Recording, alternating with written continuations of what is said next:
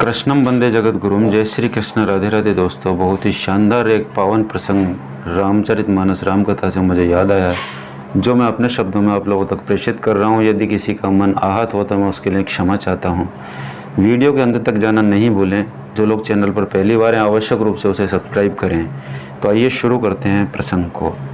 तुलसीदास जी ने कहा है कि रामचंद्र कह गए सिया से, ऐसा कलयुग आएगा, हंस चुगेगा दाना पानी, कौवा मोती खाएगा।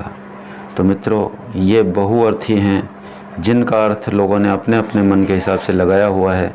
तो मैं अपने शब्दों में अपने भाव व्यक्त करना चाहता हूँ, आप लोगों तक प्रेषित करना चाहता हूँ।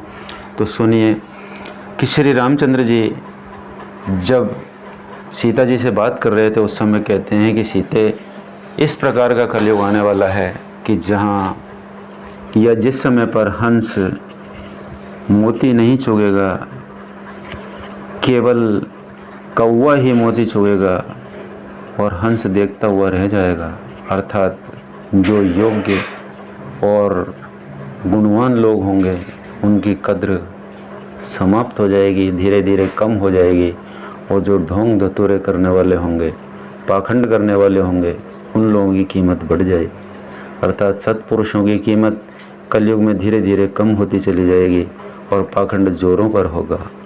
लेकिन वहीं एक और बात कही है कि कलयुग केवल नाम आधारा, सुमर सुमर नर उतरई पारा। कि कलयुग में भगवान का नाम लेने मात्र से ही आपका कल्याण हो जाएगा। आपको कहीं और प्रपंच करने की भी ज़रूरत नहीं पड़ेगी। दौर कठिन ज़रूर होगा, लेकिन कठिन दौर को पार करने का बहुत ही सुंदर और आसान तरीका भी उन्होंने दिया कि जो नाम स्मरण मात्र करेगा, स्मरण मात्र से ही आपका कल्याण भी हो सकता है। तो मित्रों, ये बहुत ही सुंदर और शानदार बात अभी दिमाग में आई, जो मैंने आप लोगों तक प्रेषित किया। उसमें यही है कि अपने गुणों को, अपनी योग्यता को, अपने सद्विचारों को, अपने परमार्थ को, अपने द्वारा की जाने वाली अहिंसा को बढ़ाएं।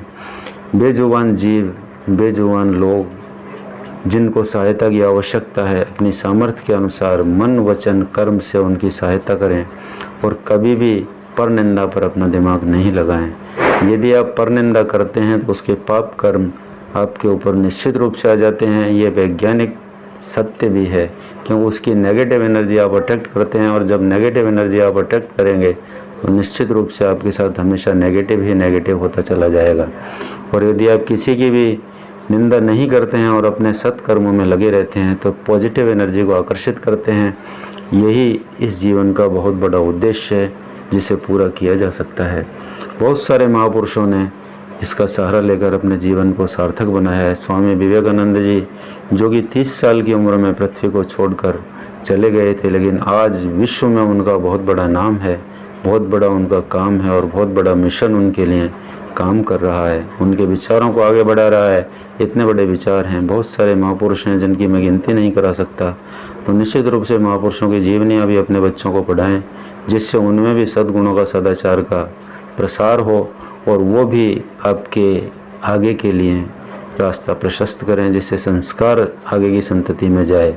यदि संस्कार हमारी आगे की संतति में नहीं जा पाते हैं तो निश्चित रूप से हमारा आगे आने वाली जो पीढ़ी है वह पीढ़ी बिल्कुल बेकार हो जाएगी, क्योंकि पाश्चात्यकरण का प्रभाव इतना ज़्यादा हो रहा है कि संस्कारों का अभाव होता जा रहा है, जिसके दुष्परिणाम हमारे पारिवारिक जीवन पर, व्यक्तिगत जीवन पर निश्चित रूप से आहत कर रहे हैं और उन संबंधों को तोड़ने की कोशिश कर रहे हैं, क्योंकि आज परिवारों का विघटन बहुत तेज़ी से हो रहा है। तो इन सारी बातों को कहने का तात्पर्य यही है कि अपनी सभ्यता को, संस्कृति को बनाए रखें। नमस्कार, धन्यवाद।